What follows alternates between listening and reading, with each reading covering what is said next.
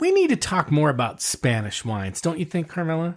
I'm with you, yes. Because, Spanish wines are often exactly what we look for in our podcast. Reasonably priced and delicious. For sure. So this week we are talking about the great Spanish wine from Galicia called Mencía. Can't wait.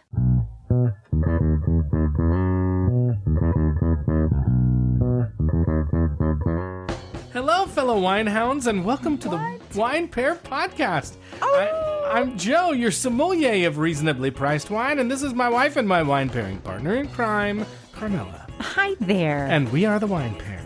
And we are wine hounds this week? Well, hang on one second. Okay. Let's do the intro, and then we'll get to that. Okay. So if you are new to the podcast, here's what you can expect. If you love wine and want to find great wines at affordable prices, and you want to expand your wine horizons, and you want to have some laughs and fun while doing it, then you are in the right place.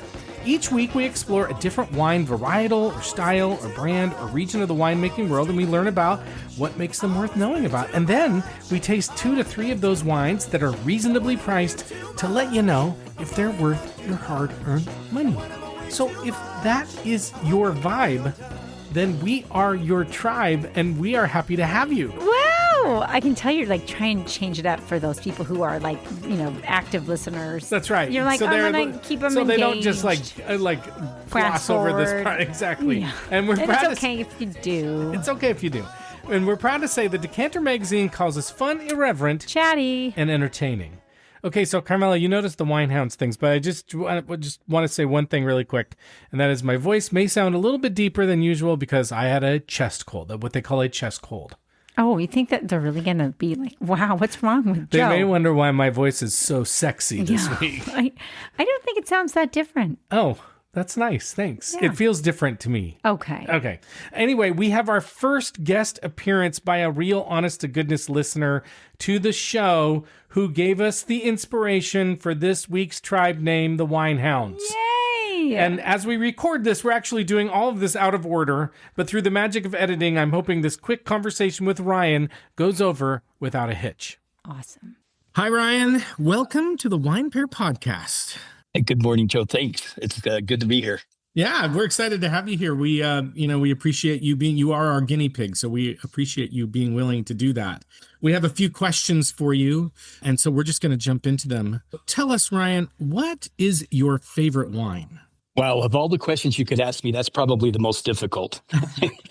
If you press me, I would have to say I'd probably land on Petit Syrah. That would probably be where I would land most often than not. I like it. I think that's a wine that not everybody would choose. So I like that. Original. It's good. When did you start listening to our podcast? Yeah, not that long. I'm a newbie. Just right after the 4th of July. It kind of goes back to food also. I was thinking, I need to be more disciplined about when I host the wines that I pair with food. So I have my own ideas about that, but I thought, I maybe ought to be informed. So frankly, just started looking through the podcast app, and I stumbled upon you guys. It was unintentional, but I'm glad I found you. I really enjoy listening, and it was accidental, I guess, incidental, however you want to frame that. But it was recently, and loving it so far. Well, we're glad you found us. We're glad you stumbled upon us. What is something that you like or that you don't like about the podcast? I think the fact that we're sitting here just having a pretty easy conversation. The podcast itself, and what I liked about it initially was it just felt, maybe the word's approachable. It would just, you guys are so easygoing, joking around. It's almost like you make it very easy to quote unquote know you guys, and you're very transparent. While the show in and of itself, if I can say it this way, it doesn't seem too serious, right? Like you don't take yourself too seriously. You get feedback, you talk about feedback, and the way that you're inclusive with everybody. It's just fun to listen to. I literally catch myself cracking up, laughing along with what's going on. That is super nice to hear. I mean, my wife would say that I maybe take it too seriously in terms of preparation, but I'm right. Like, when you listen, it's fun. That is definitely the approach that we want to have. So that's nice to hear. Okay, now here's the most important part. You gave us a suggestion for a name for our wine tribe. What is the name you came up with, and where did it come from? Yeah, so the name I came up with is Wine Hounds. So Wine Hounds. And I listen to you guys a lot when I'm trail running or walking in the area here. You jokingly call us wine nerds or wine peeps. It always started with wine. And then I was thinking about kind of the purpose of the podcast, or one of the reasons you have this podcast, right? Is you kind of put us on the scent or the trail of different wines. So, and then when you think about when we go and find the wine, or when we open, uncork, or unscrew that bottle, there's a lot of sniffing that goes on, right? That's kind of like the first thing. So those are kind of the two elements. We're hot on the trail of this new wine that Joe recommended, or we're sniffing it once we open a bottle. Plus, I mean, how great would it be to hear Carmela say, "Release the hounds, Joe." Okay, that's coming. I like it. Oh, that's awesome. I love that. It's deep, right? It's deep. How deep the wine hounds went. I love it. Absolutely. Yeah, we got to dive off the edge there. Ryan, you have an Instagram. What's your Instagram and what do you cover? RJ Fergie Cooks, and it's just me cranking out stuff in the kitchen. Love it. All right. We'll make everybody follow you. There we go. That'd be awesome. Thank you. Hey, Ryan, this is awesome. Thanks very much. Appreciate it. I really enjoyed it, Joe. Thanks for the invite and the opportunity. It's been fun. That was awesome. Thank you, Ryan. Oh my gosh. For being Thank part you, of it. Ryan. Yeah, there we go. So we're finally getting to the last of the wines that Justin L. asked us if we would do an episode on. And this one I'm actually really excited about because it's a wine we've never had before. And because it's often compared to Pinot Noir and Gamay and Cabernet Franc. And the wine is Mencía. Oh. And it's pronounced Mencía. It looks like Mencía, but it's pronounced Mencía. Good if you're for from you Spain. Thank you. for Yes. researching that. So somebody's like, oh gosh, Dummy. Joe. Although there's going to be plenty of people who are like, why is he saying it that way? And it's from the northwest region of Spain known as Galicia. And this is, interestingly enough, a wine from Spain named for the grape. So as we've mentioned many times, European wines, especially from France and Italy and Spain, can be really confusing because they often are named for the region rather than the grape. But in this case, we got the grape. Oh my God, that's going to make it even more confusing. Oh no. But Carmela, before we get to Mencía, we need to do Wine in the News this week. Okay, so this is you like the little thing that I put together, I love right? it. I heard it and I was like, wow, what is he working on this time? Through the magic of editing, you think that we just hear all this stuff, but actually we take a little pause and then I insert that stuff. So, that sounds dirty. Wow. and then I had to tell all about being dirty until you. Well, you got it. Sometimes you got. And then I tell Carmela, I say, Carmela, listen to this. Right. And she's so proud of me. I'm like a little kid. Yep. Okay, this is going to be a little braggy maybe, but the wine in the news this week is about us. Oh, more about you. Well, I'm trying to be inclusive on this one, I'm wow, trying to be you were inclusive. giving me lots of props for doing absolutely nothing. I know you're not really supposed to be inclusive anymore, but I'm going to be inclusive. Well, no, that's nice of you, but I can't take any of the credit. There were 5 articles on wine that came out this past week on the website The Takeout, which is an online magazine about all things food and drink, and we were featured in them. Well, you were featured in them. Okay. Don't give people a false sense of what they're going to actually be I'm reading. going to continue to be inclusive. You can't stop me. Oh, boy. The only comment Carmela could make to me after all of these articles came out was, why aren't we getting paid for this? I didn't really mean that. But it was pretty cool. No, it's totally a fair question. No. It's an absolutely fair question. I mean, I'm kind of wondering. But no, I think that, you know what? It's just nice to be thought of. Recognized. Recognized, exactly. Can I tell you a little story about how it all happened? Yes. Even though you kind of know how it all happened. I'd love to hear it again. I'm going to tell the people in listening. Okay. So I follow a couple of services that ask for submissions for reporters from experts. I guess I'm an expert. So I scan the opportunities when they're related to wine. And if I find something I think I can answer well, I submit it. In the last couple of months, we've been featured in articles on Foodie and Chowhound, and now The Takeout. So cool. And you can find links to thank you.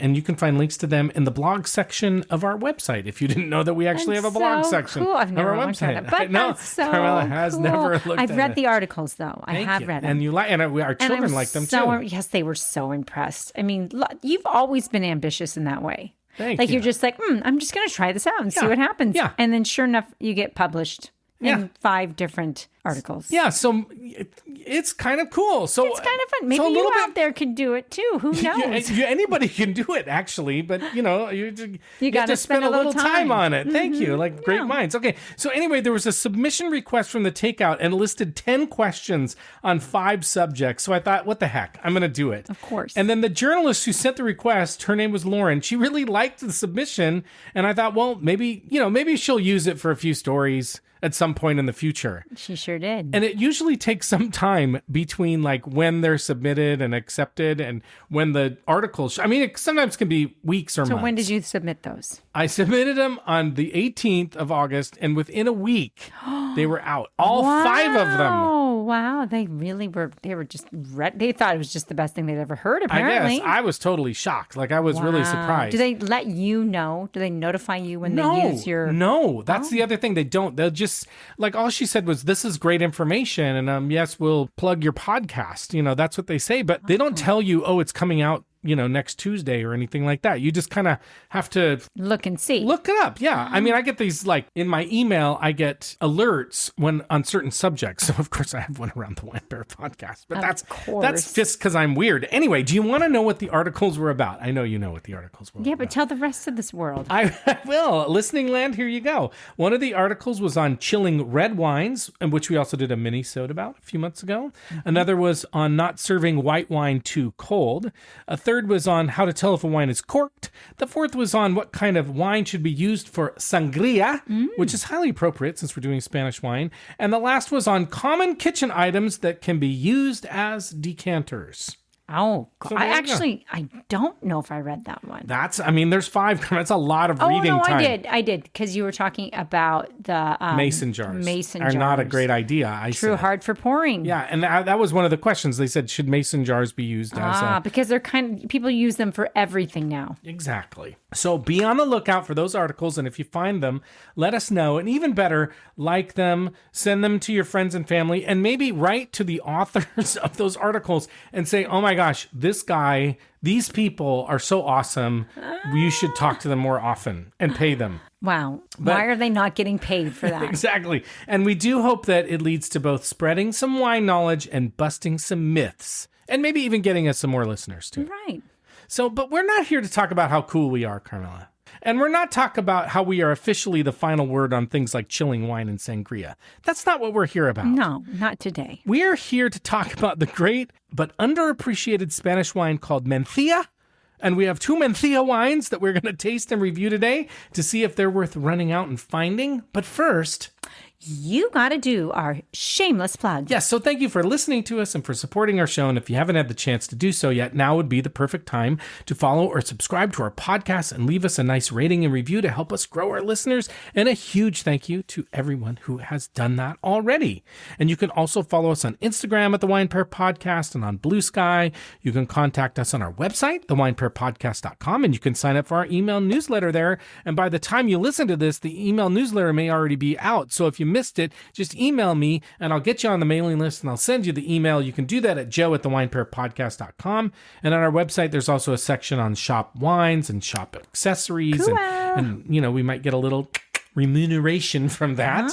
And we want to make content that you care about and you like, so send us a note or DM us and give us some feedback, or let us know if there's wines you want us to try or winemaking areas of the world that you're curious about, and we will take care of it. Again, joe@thewinepairpodcast.com. And some shout outs. A shout out to Shaker, who sent us an article on Washington State wineries looking beyond wine tasting to draw people in. Oh, what could it be? Well, we're very familiar with that, like Chateau Saint Michel. Oh, going to concerts, which is super fun. Really fun. And even though the winery isn't there anymore, they're still doing concerts there. Right. And they probably still have the same setup. Probably. Hopefully they're still selling wine. I don't know. We haven't gone in a little bit. We went to another concert last weekend, but not there. But you couldn't buy a bottle of wine like you can at San Michelle Winery. You did get a heavy pour. You got a heavy pour in a plastic. And it was bad, guys. Do you know, I cannot drink out of just like a plastic glass. No, she was having trouble. No, I couldn't. And it was filled to the brim. Well, that was why. It's just like those other glasses, what are those cute ones that people love to do like fancy drinks in? Oh, like the coupe kind of glasses or martini glasses? They're just not okay. Yeah, they are a spill waiting to happen. Right, especially when you're drinking. They look pretty, but man, they're not hard. practical. Yeah. So what did I do? I put my wine, believe it or not, people, in the water bottle that I brought. She dumped out the water. Totally what Joe hates, just like in some random water bottle.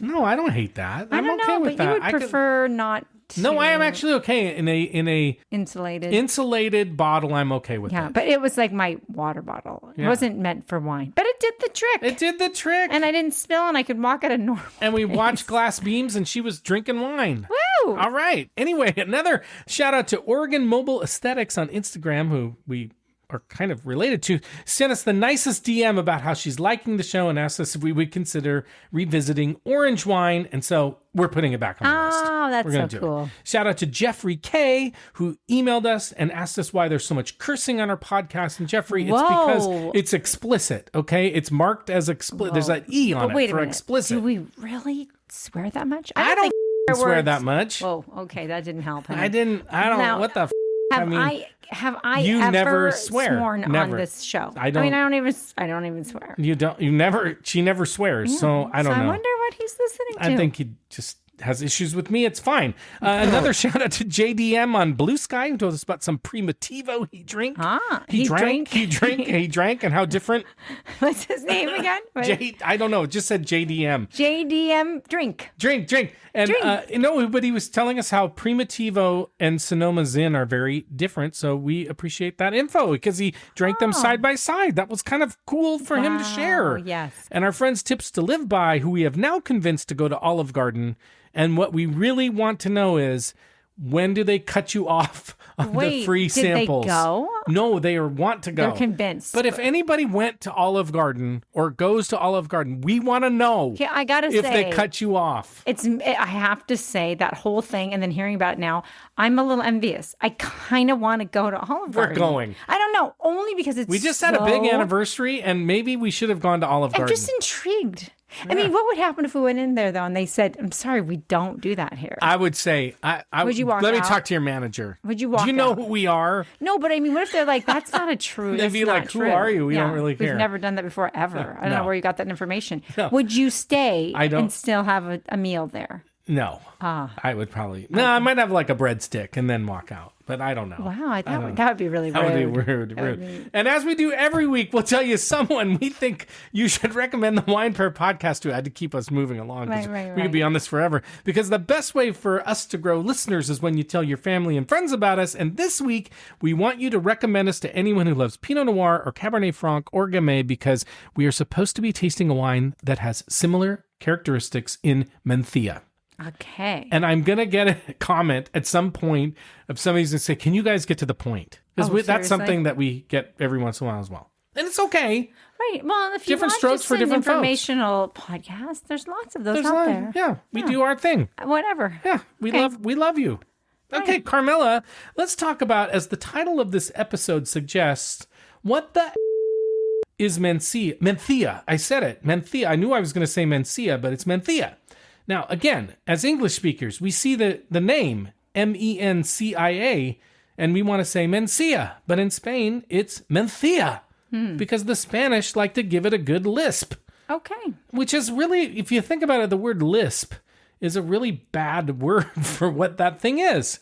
Because people who have it really can't say it. Lisp. People, yeah. Like, Wait, what do you have? What's wrong? What do you have? And then they would, yeah. Exactly. It's rude. A little fun fact for you that you can either wow or annoy your friends with is that you can also use it for things like Valencia and Ibiza. You know, you can use it. Barcelona. Right. We went to Barcelona. Right. I think you were starting to do that when we were there.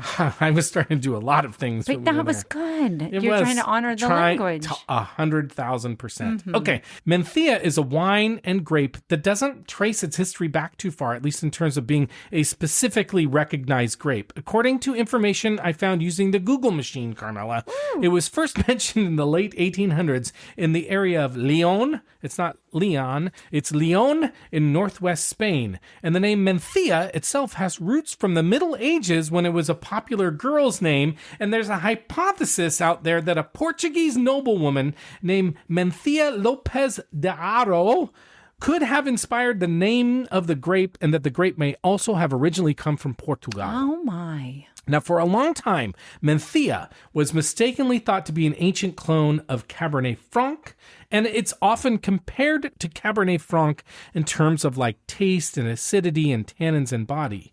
So some also say, again, if you like Pinot Noir, you'll like Mencía, so that gives you some clues about what kind of wine it is. But DNA tests showed that Mencía is genetically identical to the Portuguese grape name Jaén, which looks like Jane, Jean, but it's Jaén. My goodness. You've done your homework, honey. I have my pronunciation homework.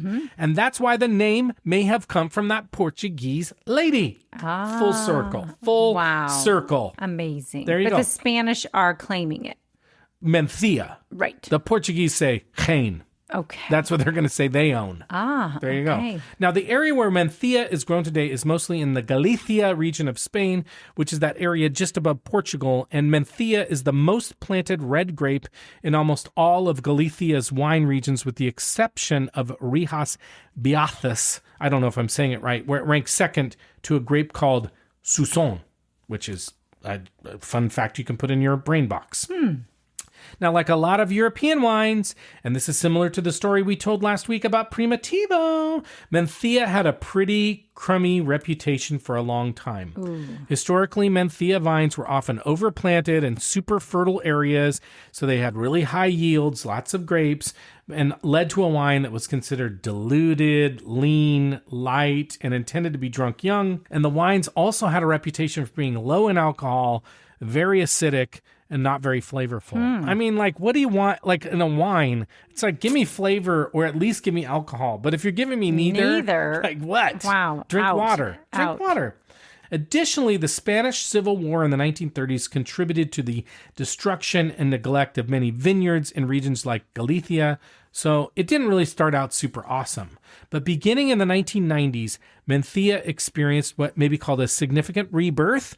Winemakers started focusing on old vines, some of them 50 years old or older, and lowering yields, so they grew fewer grapes to concentrate the flavors and produce higher quality and more complex wines. And they also started to move away from heavy oaking and extraction, which they probably did to get as much out of the grapes as they could, and move towards more elegant wines. So you can get more flavor if you oak and extract a lot, but it can be harsher flavors. True. So Bierzo or Bierzo DO, and DO is the legal designation for wines in Spain, like we have AVA here, and in Italy as DOC and DOCG, and you get all that stuff. But Bierzo, I think that's how you say it, is kind of the mecca for Mencía. And it's where the best Mencía is supposed to come from, and where both of the wines we're drinking today come from as well. Nice. Now, it's pretty awesome. Other key regions that are noted for Mencía are Ribeira Sacra, where it's the most planted red grape, Valdoras, Monterrey, and Libanya. Now, interestingly enough, there is very little Mencía grown outside of Spain. There's some, now, of course, there's Jaén in Portugal, but when we talk about it's identical. But when we talk about Mencía itself, there's some being grown in Australia, a little bit in Lodi, California, and in Oregon, but it's really hard to find otherwise. Now, like Pinot Noir, Mencía is also considered a difficult, finicky grape, susceptible to diseases, prefers cooler temperatures. High maintenance. High maintenance, has a long growing season, so it needs those cold, steady temperatures over a long period of time. And because it can grow so vigorously, it needs careful attention. It's kind of a baby. It's kind of a high main, as we would call high main. And today, those who know it consider it to be a high-quality wine, said to have great fruitiness and balance and the ability to age for a long time, which is interesting, 20 to 30 years often. And it's generally a relatively reasonably priced wine in the $15 to $30 range, so it's really good for our show. Yeah, for sure. Checks lots of boxes. Check those boxes, bruh. Right. All right. So, but that's enough information. Let's talk about the specific wines we're drinking today. What do you say, Carmelita? Let's do it. If you were from Spain, we would call you Carmelita. Really? I don't know. I have an uncle who calls me Carmelita. Yeah. We'd actually maybe call you Carmen. I think that's more of a Spanish name. Maybe. Carmela, too. Sure, but isn't Carmen the opera in Spain? It is, yes. And True. We saw it. Yeah, we did. We saw it in Verona in the ancient Colosseum. It was amazing. Beautiful, beautiful night. Like, you haven't lived until you've seen an opera in Verona. Right. In the Colosseum. Prepare to spend a lot of time. They're long. But I'm 4 or telling 5 you, hours. you're sitting on seats that people sat on 2,000 years ago. It's kind of remarkable. True. They're not very comfortable, but... No, they're remarkably comfortable for marble. Right. But we did have our 8-year-old son at the time. Yeah. Did fall asleep for the whole third act. Yeah. On that stone. And by the way, the third act wasn't the last act. No. So let's just put it that way. It was just a nap. Napa. Okay, so as usual, the wines we have chosen for this episode are under $25, and they should be relatively easy to find because I bought them at wine.com. Now, Mencía is not going to be a super easy wine to find because it's, again, made almost exclusively in Spain. So you need to go to your local wine store and ask them to find it for you, or you look for a store that carries a good selection of Spanish wine. The first wine we're going to drink is the 2021 Vinos de Arganza Lagar de Robla Premium Mencía. And it's probably Vinos anyway. It has received a 92 from Wine Enthusiast, and you're not going to believe this, Carmela. What did he do? What did he do now? James Suckling gave it a 90. A 90. Whoa. How did we know? Okay, this wine is from Viejo. I think that's how you say it. And it's made in the estate vineyards of the winery. The grapes are harvested by hand, and they're sorted in both the vineyard and the cellar, and then they are fermented in stainless steel tanks. And I'll just say there was so much varied information online about this wine that I had trouble really piecing together what's real, what's not real. Anyway, but I think as best as I can tell, they aged the wine for 12 to 18 months in American oak. So that's the oakier oak, and in the bottle. But so that's a lot more oaking than I would have expected, but they're not super clear on like how much is in oak and how much is in the bottle. The winery claims that the Bierzo region has been making wine going all the way back to the Greeks and the Phoenicians through the Roman Empire and to today. And the winery also claims to have a long history in the wine business and the Bierzo region, even claiming that the wife of the owner has connections to nobility in the region. Again, full circle back to the person of nobility who Mencía is named after. Oh my goodness, this is quite a story. I don't know if that's part of the bit of story. drama. I kind of made that up. Okay, the next wine we're going to drink is the 2019 Losada El Pájaro Rojo Mencía. It also comes from the Bierzo DO, and one source we found noted that this is a wine that's meant to be approachable and easy to drink and drunk how young. you doing? Yeah, like, hey. Hey, nice to see you. You are really, approachable. You have kind energy. Oh my goodness. That's what they probably I said. don't know if that's the case, but they're approachable. So At least. So we'll see what we think, because it's actually a 2019. So it says drunk young, but 2019 is 6 years, Carmela. That's a long time. So we're going to see. I'll also say the information about this wine was sort of all over the place as well. So this is what I was able to piece together. The winery says this is our youngest wine produced from the Mencía grape variety, sourced from old vines between 30 and 40 years old, carefully selected from the coolest areas, aiming to create a youthful, fruity wine that showcases the variety and terroir at its finest essence. The wine is evidently grown in clay soils across 3 vineyards. It's hand harvested. It's destemmed and lightly crushed, which if you're going to crush something, lightly crushing it, it's kind. It's Crushing is kindness. I mean, is that really a thing, to crush something kind? I think so, if it's done lightly. Okay, it's fermented in stainless steel tanks with indigenous yeast and periodic pump overs, and then it goes through a second fermentation in new French oak. It spends 4 months in new French oak barrels for aging before bottling. So again, some oak, but not a ton of time on the oak. And it's also French oak. So this should be a lighter oak. And one website said that although they do not have an official certification, the winery follows sustainable and organic practices. So if that's important to you, this could be a good wine. This also looks to be a fairly young winery. It was only founded in 2005. I couldn't find any professional ratings for this vintage, but there have been some for other vintages.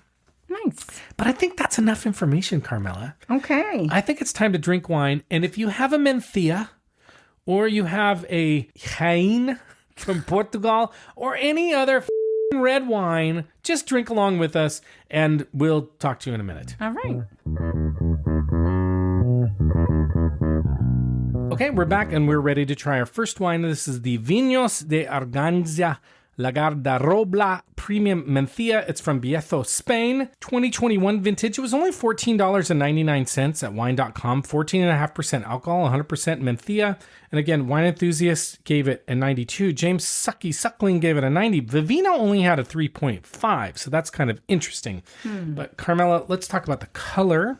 I loved what I have to say, I loved what you said last week, which What is did I say? sometimes you can kind of tell what a wine is going to taste like by the color. Yeah, well, why? What's so cool about that? No, I just think that's why you want to look at the color. Yeah. Well, also, I think it is something to, I don't know, something about, wine is beautiful. The color of It wine, really is. And sometimes it is kind of interesting to look at the color because it really does, you can almost tell what a wine is by the color. Totally. Well, this is true for sommeliers and professionals. It's very, very pretty. Yeah. It's a really beautiful wine. Yeah, it's like a wine colored. It's ruby, burgundy, red. A little hints of like purple, I think, on it on too. the rim. For sure.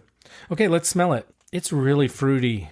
It's got a really cherry, fruity smell. To me, I talk about this sometimes. My Aunt Anne used to make cherry juice, and this smells to me like cherry juice. Yeah, it does. It is fruity for sure.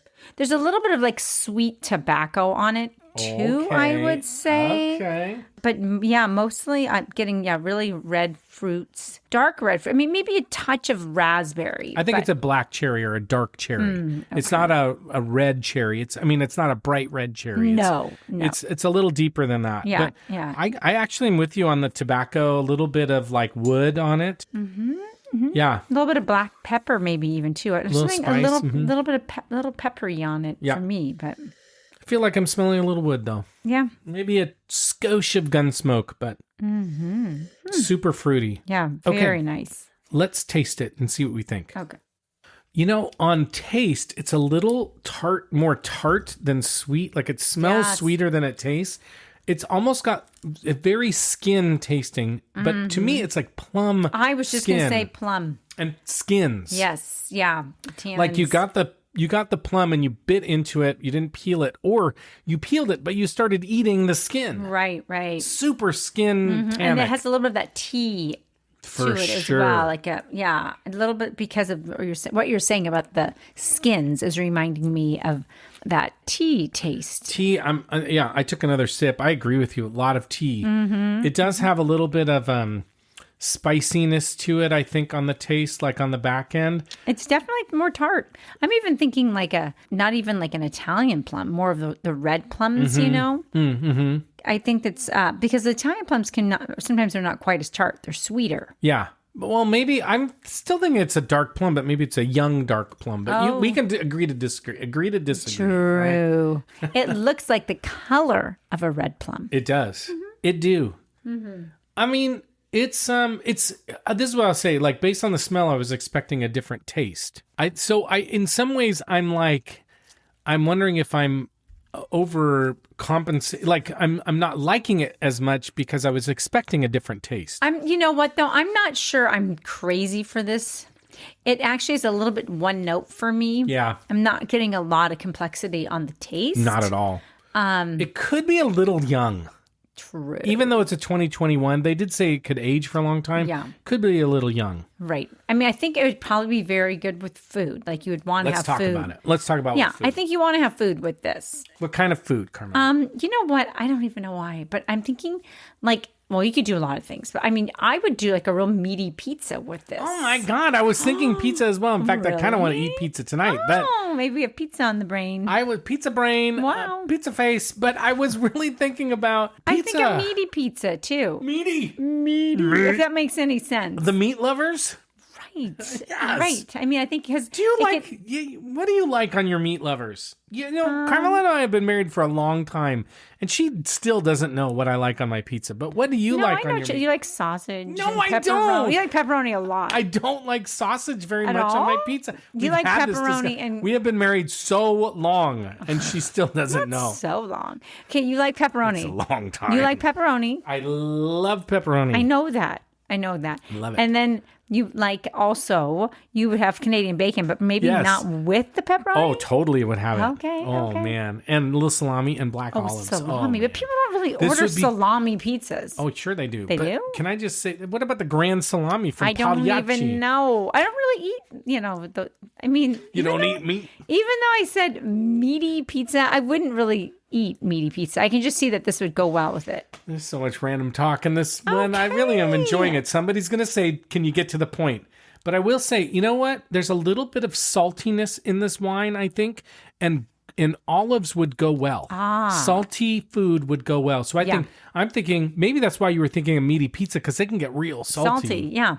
And it might actually cut this a little bit because this is pretty tart. Pretty tart. Like, what would you think about this with like a Greek salad? It'd be really nice. Yeah, That so feta cheese and olives and... There's something, and salty cheeses. Like, there's something about saltiness and this wine that I think would go well. Yeah. I'm in agreement with Okay. you. Thank you. Finally, we're in agreement. Wow. Do we disagree a lot? No, we don't. Okay. Anything else that you would eat with I this? think that we've covered it. All right, Carmelita, we're going to rate this wine. As a reminder, on our rating scale, we rate on a scale of 1 to 10. We don't give half points. 7 and above means we'd buy it. 4 or below means we're going to pour it down the sink. And 5 or 6 means we're going to drink it and we're going to finish it. And you serve it to us, we're totally happy, but we ain't going to buy it. So we're not giving it a buy rating. What rating are you going to give this wine, Carmela? I'm not like loving it. There's nothing wrong with it. No, I agree. But I just don't know if I'm going to go out of my way to buy this wine. I'm going to give it a 6. I'm 100% with you. I'm enjoying it. Like, again, if we were at a wedding or something and somebody, or a dinner party. And they serve this wine, I wouldn't be like, oh God, I can't believe it's like good. No. It's good. I just wouldn't, it's not something I go out of my way to buy. It's good. I guess it's kind of one note, so it's nothing very impressive. But I mean, if you're having a dinner party and you don't, not a dinner, but like an outdoor party and you don't want to spend a lot of money, this would be good for a tailgate. Like a good choice. Actually, yeah, very nice. Yeah. So it could be kind of crowd pleasing, even though it wouldn't be something we'd necessarily buy. But anyway, okay, we're going to take a break and we're going to try our second wine. Okay. Okay, we're back and we're ready to try our second wine. And we don't prepare like this. Well, we prepare, but when we're drinking the wine, we're really drinking the wine. So when I opened up this wine, I took the cap off and there was mold on top of the cork. So I'm a little freaked out. Carmela's a little freaked out. We checked the cork. It doesn't look like it seeped through. There wasn't like, we didn't pour out mold, but like, I'm telling you, bruh, you see mold on that cork? You're like, not sure I should put this in my body. Right. But because we are sacrificing. We're so dedicated. We're so dedicated to you all. We're going to try this and we're going to see if we're dead again, if we're dead next week, you'll know why. Right. You can vouch for us. There you go. So the wine we're drinking we hope we're going to drink is Losada El Pájaro Rojo Mencía. It's from Viejo, Spain. It's a 2019, which is why it's moldy. No, it's not at all. I've never seen that before. $21.98 at wine.com. You know, when they put weird cents on the end, they're like trying to get rid of it. 13.8% alcohol, 100% Mencía, no professional ratings. Vivino gave it a 3.7. Let's talk about the color. Well, it's pretty. It doesn't look alarming. Is yours bubbly? Not like yours. Oh, yeah, it's weird. Mine is like got bubbles. Oh, it really does. Why? Were you swirling it a lot? No, I'm just kind of worried now. I'm just like... That is a little bit. Mine isn't. I poured second. It's darker. It's darker. It is darker. Purpley. This is purpley. It's not as translucent. No. It's not as ruby. Murky and no, it's not. No. No, it doesn't look too odd at all. Can you die if you drink mold? Don't. We're going to find out. I was sick, and so it might be like penicillin. Right. It could be good might for me. clear you right up. It could be good. Okay. And then kill you. Okay, let's talk about what we're smelling. I don't know, man. I can't tell. I don't know if it's corked or not. It's pretty subtle. Like it's not like anything's making me a little smacking worried. me in the face. It's not like I'm like, oh. I feel like it's got a little basement on it. A little concrete or something. It's no fruit. No, There's no fruit. It's pretty. It's pretty bland. Okay, we might have to call an audible on this one. We're just gonna. I'm gonna taste it. Seriously? I'm gonna take the risk. Take one for the team. I'm sacrificing for you. Just a little sip. It's like I'm not sure it's anything. It's like weird. Got nothing. Oh God. It's got nothing. You look worried though. I'm so worried right now. I don't know, honey. I'm really worried. Don't go back for more. This is like. Is this interesting to you all? Because this feels very tense to me. This feels like there's a lot of tension here. And you know what? If you can see yourself now, am I getting red in the purple? Is it like Veruca? Not Veruca. What's it? Violet. Violet. You're turning violet. You're turning like violet. Yeah, and like there's like. I'm trying it again. No. I'm gonna try it again. I'm not gonna try it. I don't think. I gotta do it. I gotta sacrifice for our people. I mean, now his skin's starting to crawl. What do you think? Not very good. I just think it's not right. Like it's not coming across as super like grandpa's basement, which is typical. You try it. It kind of does smell like my grandpa's basement. Okay, my you try it. grandpa's Just put a little bit like on your tongue. I just want to see what happens. It's nothing. There's nothing. It's kind of like nothing. I don't know. Yeah, it doesn't taste like fruit for sure. No, it kind of tastes like nothing. Like so. It almost is like when you have flat soda pop. Yeah. Okay, we're not drinking this wine. We're not going to rate this wine. This happened. This has happened once before, which is actually kind of remarkable. Oh my God, that's not a good sign. No. I'm getting sick. It's actually kind of remarkable because we drink a lot of wine on the podcast. Right. I'm getting a little hot. No. I think I might have. Are you trying to shake and quiver? I might be getting sick. Do you have a frozen shoulder? I'm getting really sweaty. I don't know. I'm worried. Are you serious? I'm kind of worried. You kind of have little droplets of sweat coming off of your microphone. Worried. I'm actually worried. Not your microphone, but your headphones. I'm actually kind of disturbed right now. I'm worried that I might die. Stop. I'm getting sweaty. No. Yes. I feel like. Are you feeling stiff? I mean, like sometimes you stiffen up. My neck is stiff. I know. And my shoulder. Wait, but that was before. I have so many ailments. That was before we started. But it could be getting. Oh, look, I can't even lift my arm up. I don't know. I wish we were doing this live on TV or something. I know. Your eyeballs are kind of popping out too. It's like a cartoon. Okay. We're not rating this wine. We're calling officially a corked wine. It's not like as corked as I have smelled corked wines, but it's. I just don't think it's responsible to drink a wine that had mold on top of it. I don't know. If you've experienced that before, people, let us know. But let us know. Yes, would you drink it? If we're being babies and you're like, it's just an older wine. No, I think it's bad. I think it's gone bad. I don't think this is a reflection on the wine. I'm sorry we did this to you all, people, but it's not something we planned for. We can't anticipate this because we want to do real live tastings on the podcast. So this is the risk that you take when you join us each week. Well, this is confirmation too that we are the real deal. Yeah, real deal. I might be really dead in a few hours. Oh my God. Then how are we going to keep doing this podcast? Carmela's like, hallelujah. And finally, the only way I could get it to end was to kill him. You tried to kill me. You did this. You did it. I would never. All right, let's talk about, okay, Carmela, which of these are you finishing tonight? Let me think about that. This one's going right down the sink, so I guess it is just... Number one. Yeah, it's just the Vinos de Arganza, Lagar, Robla, Vinos. Even though we only give it a 6, we're drinking that son of a bitch. Okay, here are the taste profiles expected from a real Mencía. Okay, basement. Red and black fruits like blackberry, raspberry, tart cherry, strawberry, red currant, plum, and black currant. Delicate floral scents. Okay, not in this one. Like violets. Violet. Notes of black pepper, mint, thyme, and licorice. Often earthy, vegetal, and stone-like mineral characteristics. Not concrete, so though. Nothing about mold. No mold. High acid, medium tannins, medium body. Okay, the Vinos de Arganza wine enthusiast says this deep ruby-colored wine has aromas of purple plum, ripe summer cherry, and a soft whiff of green bell pepper. I buy that. Flavors of pomegranate, blackberry, milk chocolate, fennel pollen. Fennel pollen? What the hell is fennel pollen? I don't know. And black. And I don't really like fennel. And it's black. kind of licorice, though. Yeah, but pollen.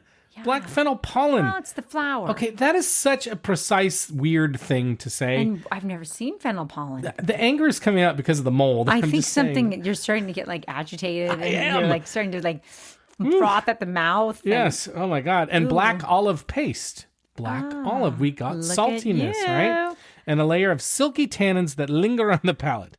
Sucky James Suckling said baked blue and black fruit, okay, with some balsamic, violet essence and hot stones. What?